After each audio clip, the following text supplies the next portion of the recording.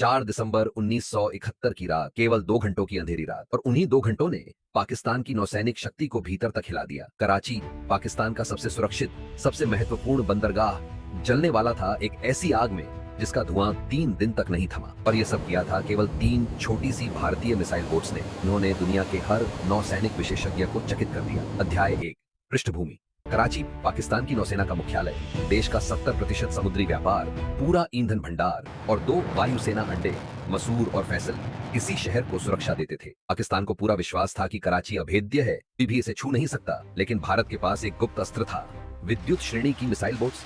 आकार में छोटी, पर उन पर लगी सोवियत स्टाइक्स मिसाइलें दुश्मन को पल भर में समाप्त करने की क्षमता रखती थी। एक समस्या थी, मिसाइलों की सीमा केवल 40 नॉटिकल माइल। इसलिए इन बोट्स को बड़ी युद्धपोतों के साथ खींचकर आगे ले जाया गया और अभियान की कमान थी कमांडर बबरू भान यादव के हाथों में। अध्याय 2, ऑपरेशन ट्राइडेंट आरंभ। 4 दिसंबर की शाम भारतीय स्ट्राइक ग्रुप कराची से 250 नॉटिकल माइल दूर पाकिस्तानी राडार से पूरी तरह बाहर था। दिन में समुद्र की लहरों के साथ घुल मिलकर छुपे रहना और रात होते ही आगे बढ़ना, यही योजना थी। रात 10:30, अंधेरा पूरी तरह छा चुका था। आईएनएस निपट, निर्वात और वीर, तीनों मिसाइल बोट्स बिना किसी आवाज के लक्ष्य की ओर बढ़ रही थी। सारी बातचीत रूसी भाषा में, ताकि पाकिस्तान कुछ समझ ही न सके। पहला हमला, पीएनएस खैबर, 10:45। आईएनएस निर्वात को एक बड़ा लक्ष्य दिखाई देता है। पीएनएस खैबर पाकिस्तान का एक ताकतवर डिस्ट्रॉयर। निर्वात एक स्टाइक्स मिसाइल दागता है और पाकिस्तान इस आती हुई मिसाइल को विमान समझ लेता है। वे एंटी एयरक्राफ्ट गन चलाने लगते हैं। यह उनकी सबसे घातक भूल थी। पहली मिसाइल जहाज के दाहिने हिस्से में धमाका करती है। गैलरी और इलेक्ट्रिशियन के हिस्से में आग फैल जाती है। घबराहट, चीखें और भगदड़, सब कुछ एक पल में। दूसरी मिसाइल बॉयलर रूम संख्या 2 को चीर देती है और पीएनएस खैबर 222 पाकिस्तानी सैनिकों के साथ समुद्र में समा जाता है। एम्यूनिशन वाला जहाज एमवी वेनस चैलेंजर खैबर के कुछ ही क्षण बाद आईएनएस निपट को कराची के पास 2 नए लक्ष्य दिखते हैं। पहला लक्ष्य एमवी वेनस चैलेंजर, एक विशाल कार्गो जहाज जो हथियार और गोला बारूद ले जा रहा था। यही मिसाइल इस जहाज से टकराती है, एक भीषण विस्फोट होता है। रात का सन्नाटा एक आग के गोले से चमक उठता है। एम्यूनिशन का धमाका इतना प्रचंड था कि पूरा जहाज 100 मीटर तक उछल गया, तुरंत समुद्र में डूब गया। पीएनएस मुहाफिज, कुछ ही सेकंडों की बात, 11:20। आईएनएस वीर एक और जहाज पहचानता है, -V पर पीएनएस मुहाफिज, एक सटीक मिसाइल, और यह जहाज केवल कुछ ही सेकंडों में समुद्र में डूब जाता है। पाकिस्तानी नौसेना को पता तक नहीं चलता, क्योंकि डिस्ट्रेस सिग्नल भेजने का समय भी नहीं मिला। केमारी के तेल टैंक, कराची में आग। अगला लक्ष्य कराची के केमारी ऑयल स्टोरेज टैंक, यानी पाकिस्तान की पूरी नौसेना का ईंधन भंडार। आईएनएस निपट 14 नॉटिकल माइल तक पहुंच चुका था। पहली मिसाइल चूक गई, लेकिन दूसरी मिसाइल सीधे ऑयल टैंक पर जा लगी। एक विशाल अग्निकांड, लपटें आसमान तक पहुंच गई।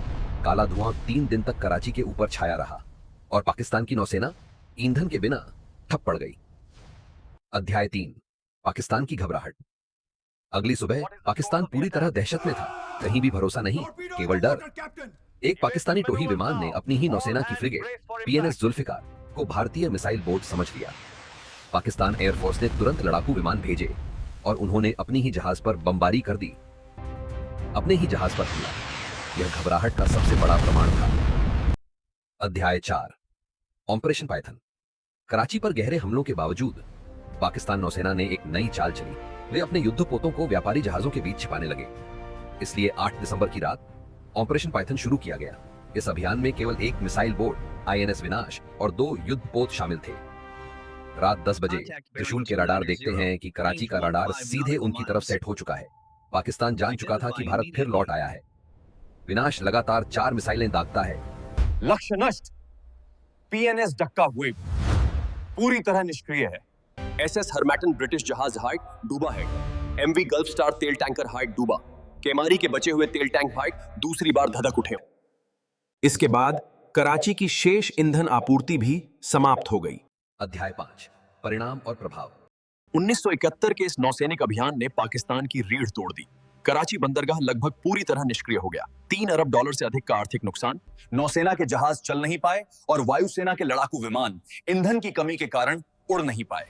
भारतीय नौसेना की किलर स्क्वाड्रन ने वह कर दिखाया जो दुनिया में केवल किताबों में संभव माना जाता था। ऑपरेशन ट्राइडेंट और पाइथन ने साबित कर दिया कि समुद्री युद्ध में आकार नहीं बल्कि समय, तकनीक और साहस जीतता है। इसी विजय की याद में हर वर्ष 4 दिसंबर को नौसेना दिवस मनाया जाता है।